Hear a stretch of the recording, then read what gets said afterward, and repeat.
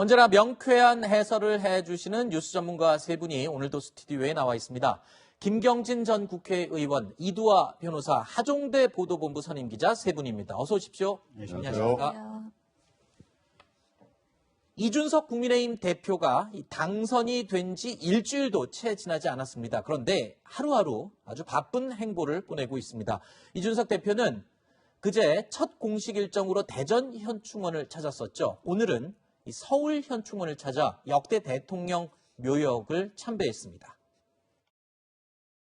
일정이 되는 상황에 따라서 봉하마을에 계신 노무현 대통령과 또 다른 중국 선열도 기회가 된다고 찾아뵙도록 하겠습니다. 저희가 정당에서 사실 계속 시시각각 변하는 지지율이나 이런 지표보다 훨씬 우리 당의 당세가 늘어나고 있으면 확인할 수 있는 지표가 당원 증가라 봅니다. 그런데 제가 보고받기로는 거의 전무후무한 증가세를 보이고 있다 이렇게 보고를 받았는데요. 이준석 대표가 직접 언급을 하기도 했지만 국민의힘이요 전당대회 전과 후가 정말 많이 달라졌습니다.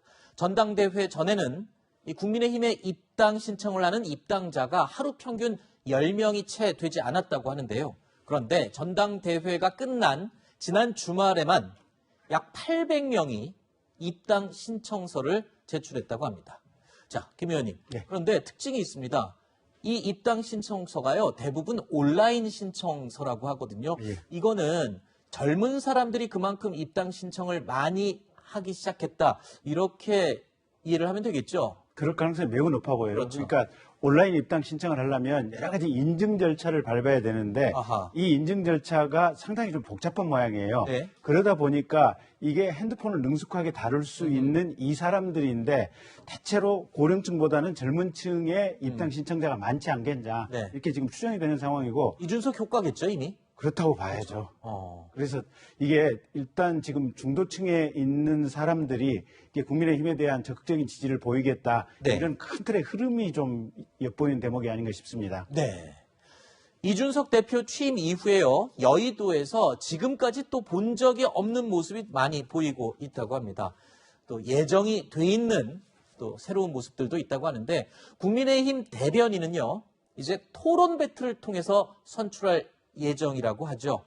이준석 대표는 모든 공식 선거 출마자들을 대상으로 공천 자격 시험도 보겠다는 입장을 발표하기도 했습니다. 자, 대변인 토론 배틀 같은 경우에는요, 이준석 대표가 직접 면접관으로 참여해서 이 선출 과정을 관장하고 또 직접 이 역할을 한다고 합니다. 남녀노소 상대가 누구든 직설화법으로 상대방을 몰아붙이는 이준석 대표의 토론 스타일이 문득 떠오르는데요.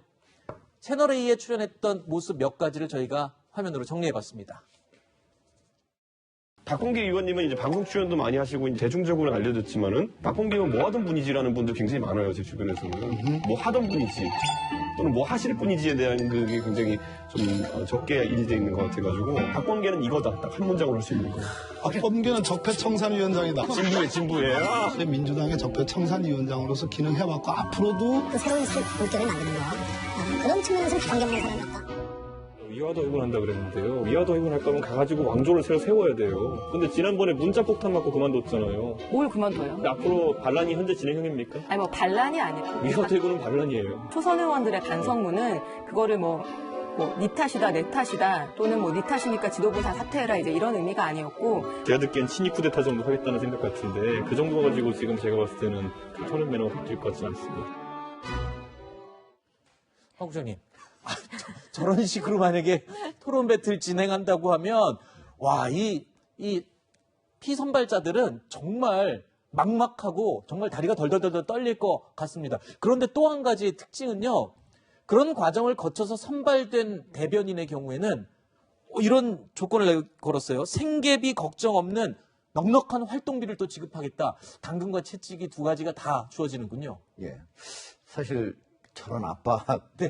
만약에 면접을 한다면 저도 엄청나게 그럼요. 이럴 것 같은데 아마도 이제 대신 이제 경쟁력 있는 대변인을 뽑았으니까 네. 거기에 응당한 이제 보수를 지급하겠다는데 사실은 대변인들이 지금 현재 뭐 더불어민주당이나 국민의힘이나 다들 대변인들 월급을 따로 주는 게 아니고 네. 거기에 이제 활동비만, 상근자도 활동비만 주는 거예요. 아, 그렇군요. 카드로 해가지고 누구 만났을 때 좀 내는 정도. 그것도 많지도 않거든요. 네. 월급은 없는 거예요. 그리고 사실은 그 전에 있는 사람은 너네 뭐 TV에도 나와서 평론가로도 얘기하고 그러지 않습니까?